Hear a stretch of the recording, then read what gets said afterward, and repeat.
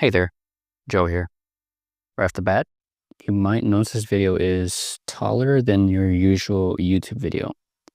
And that's because the aspect ratio is 4:3, taller than the usual 16:9. What else is 4:3? How about the sensor and micro four third cameras, including what we're using now, the original 2017 Lumix G9, or the OG9 as I will call it. Too often I hear creators on YouTube overcomplicate OpenGate by talking about its benefits of the additional resolution and height that makes it good for cropping, but you can crop any video regardless of whether it's OpenGate or not. It's simpler to just say OpenGate is when your camera uses its full sensor for video, and that's it. Meaning that cameras that don't have OpenGate don't use their full sensor for video. Basically, they're shooting crop video. Don't let any Sony shooter try to tell you otherwise.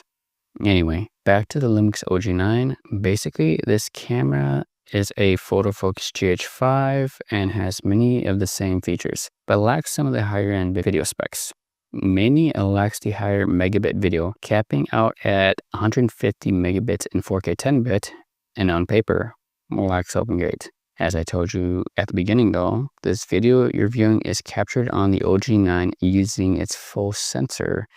Matter of fact, this video's original capture is 4.9K OpenGate 10-bit at 200 megabits. So how'd we get here? Through workarounds, of course, as this resolution is not listed in this camera's video specs. First off, we have to access the 6K photo mode. In this mode, the camera records a very high resolution video, then lets you pick out specific frames to save as 18 megapixel JPEGs. That's really all it is, to be honest. In reality, any camera can take frames from videos and make them stills, but the OG9 and other older Lumix cameras have this mode specifically catered to doing it in camera. Here's the cool part. The file it creates is a regular MP4 file. Once taken off the camera, we see it's a 4.9K MP4 file at 200 megabits. Now there's drawbacks. Firstly, it's locked to 30p, so you're not gonna shoot your next feature film on it unless you want to be shunned by the cinema community for not shooting proper 24. Secondly, the camera does not play back the file as a normal video. You can play it back, but you can't monitor the audio. Thirdly, it's just a bit tedious having to go through this workaround, but I have it mapped on my OG9, but just have to remember to turn the switch when I want to access it. To contrast the drawbacks, here's some advantages. First, the video file is in MP4, making it more compatible across different devices.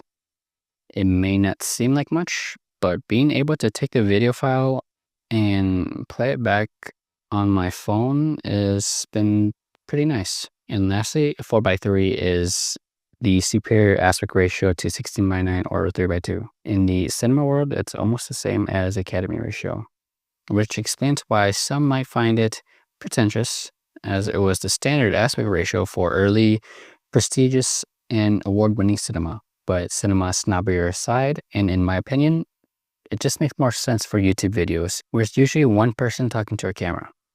It's more square and has less space to the sides, bringing focus to the speaker, while reducing unneeded attention to the surroundings. And that'll do it for today's Joe Talks segment. Hopefully you enjoyed it. If not, it's all good. Not everything's gonna be a hit. So catch you next time. Peace out.